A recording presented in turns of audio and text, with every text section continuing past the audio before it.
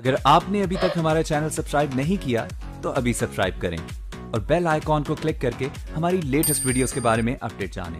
साथियों, इस वक्त मैं लखनऊ में हूं और लखनऊ के अंदर वही भयावह स्थिति अभी भी बनी हुई है जो पिछले कई दिनों से देखने को मिल रही है। कल आपने देखा होगा कि किस तरीके से शमशान को ढकने के लिए लोहे की चादरें लगाई गईं। अस्पताल बनाने में इतनी मेहनत नहीं की गई, वेंटिलेटर बेड बनाने में इतनी मेहनत नहीं की गई, ऑक्सीजन बेड बनाने में इतनी मेहनत नहीं की गई, बल्कि अब शमशान को ढकने की कवायद चल रही है।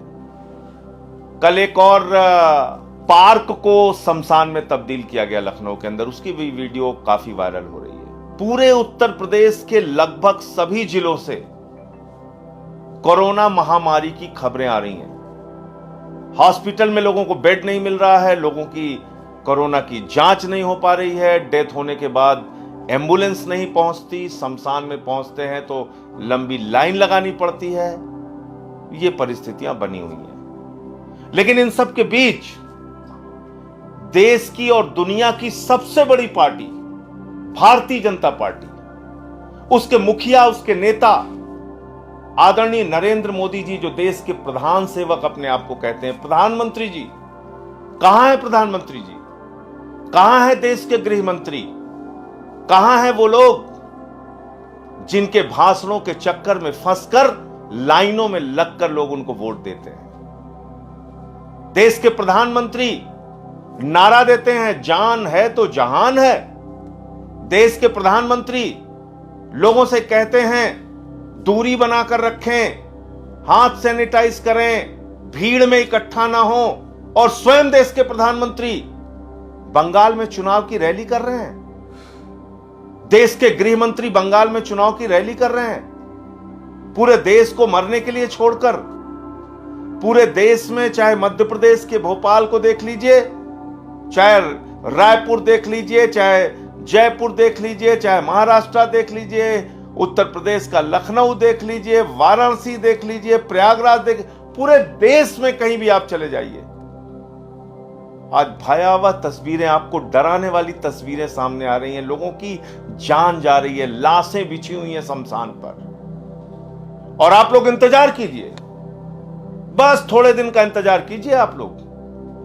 लाइट कैमरा एक्शन अभी शुरू होने वाला है। थोड़े दिन बाद बढ़िया टीवी चैनल्स के कैमरे तैयार होंगे और देश के प्रधानमंत्री आके रोएंगे आपसे, और आप फिर उसी भावुकता के चक्कर में फंस जाएंगे। टीका उत्सव कह दिया उन्होंने। बताइए, लोग मर रहे हैं, आप टीका उत्सव मनवा रहे हैं। वो टीका उत्सव कहां गया आपका?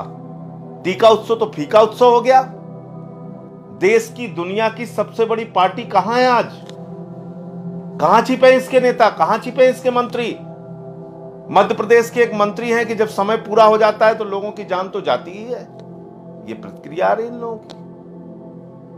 तो इन सब चेहरों को देखते रहिए, पहचानते रहिए, जो खिलखिला के अपने पोस्टर छपवा रहे हैं, चुनाव की रैलियां कर रहे हैं, आपका जीवन खतरे में डाल रहे हैं। इन सब को पहचानते रहिए और समय आने पर अगर आपको लगे तो जवाब दीजिएगा, वरना आज जो करने की जरूरत है वो करने के लिए बाहर निकलिए। भीड़ में नहीं, इकट्ठा होकर नहीं, अकेले एक दो साथियों के साथ मास्क बांटिए, निकलकर सैनिटाइजर बांटिए, घर घर में पहुंचाइए, वहां भी भीड़ मत इकट्ठा कीजिए, घर घर में जाके लोगों को दीजिए। कहीं किसी चौराहे पर भी जाइए तो अकेले जाइए, कोई रिक्शे वाला मिल जाए बगैर मास्क के, कोई ऑटो वाला मिल जाए बगैर मास्क के, कोई गरीब आदमी मिल जाए जिसके पास मास्क खरीदने का भी पैसा नहीं है, उसके पास सैनिटाइजर खरीदने का पैसा नहीं, उसकी मदद कीजिए। यह वक्त बैठने का नहीं है, लोगों की मदद करने का है। चुनाव में आम आदमी पार्टी के लोग जहां भी जा रहे हैं, कोविड नियमों का पालन करते हुए जाइए और जाकर वहां पर लोगों को मास्क और सैनिटाइजर पहुंचाइए। ये एक बहुत ही बुरा वक्त है। ये एक बहुत ही ऐसा वक्त है जिसमें आप लोगों की तकलीफ को देखकर, पीड़ा को देखकर अपने आप को बर्दाश्त नहीं कर पाएंगे। ऐसे ऐसे हालात, ऐसी ऐसी तस्वीरें सामने आ रही हैं। लोगों की मदद के लिए सामने आइए।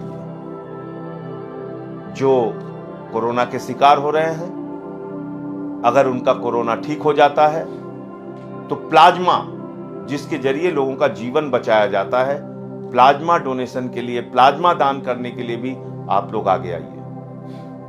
आज ये बात ठीक है कि क्योंकि ये एक दूसरी लहर है तो इसमें जो मरीज ठीक हो रहे हैं थोड़े दिन बाद ही वो अपना प्लाज्मा डोनेशन कर सकते हैं, लेकिन जिनका प्लाज्मा डोनेशन करने का समय है वो कृपा करके हाथ जोड़ रहा हूं, विनती कर रहा हूं, लोगों का जीवन बचाइए। एम्बुलेंस की भी बड़ी दिक्कतें आ रही हैं, तो जो ऐसे सक्षम लोग हैं, एम्बुलेंस अगर उपलब्ध करा सकते हैं, एम्बुलेंस उपलब्ध कराइए। मेरी फिर विनती है, आप सबसे हाथ जोड़कर विनती है, ये एक बुरा वक्त है और बुरे वक्त में हम सबको एक दूसरे का साथ देना चाहिए और उसी से हम इस कोरोना की महामारी से लड़ाई लड़ सकते हैं। खाली बड़ी बड़ी बातें करके, संवेदनहीनता दिखाकर, बड़े बड़े चुनावी भाषण करके, बड़े बड़े वादे आपसे करके, वैक्सीनेशन की 6 करोड़ डोज 84 देशों में बांटकर भारत की चिंता छोड़कर अगर प्रधानमंत्री जी सोचते हैं कि इससे टीकाकरण हिंदुस्तान में पूरा हो जाएगा, मुझे लगता है कि ये इस देश को मुसीबत में डालने की कार्रवाई है। इसलिए इस मुसीबत के वक्त में, इस बुरे वक्त में हम सब एक दूसरे का साथ दें, एक दूसरे के साथ खड़े हों, उनकी दुख तकलीफ को बांटकर उनकी दुख और तकलीफ को कम करें। जय हिंद।